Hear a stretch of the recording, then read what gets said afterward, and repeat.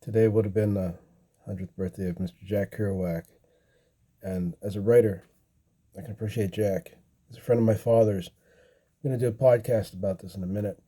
Um, but I wanted to read one of his poems, not one of his more well known poems, shall we say, Jack, but one of your best in my feeling because it gets to what life is about and the work you do and what people put the thought of what's in vain and what's not in vain in it. So, In Vain is the name of the poem by Jack Kerouac. Jack, thinking of you where you're at. Love you, Jack.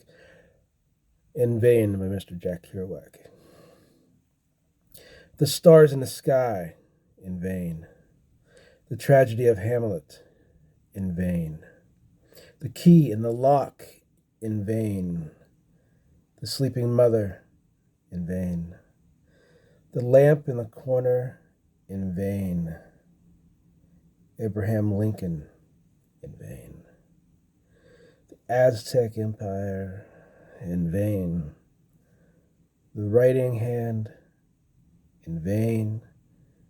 The shoe trees and the shoes, in vain. The window shades spring upon the hand Bible, in vain. The glitter in a green glass ashtray, in vain. The bear in the woods, in vain. The life of Buddha, in vain. The whole point of this poem being is that do you see,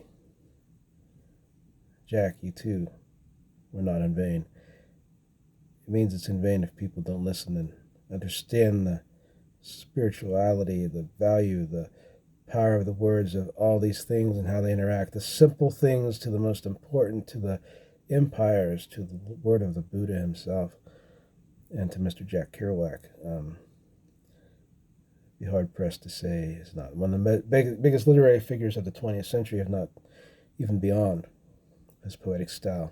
Love you, Jack. Happy birthday. 100, man. Wow.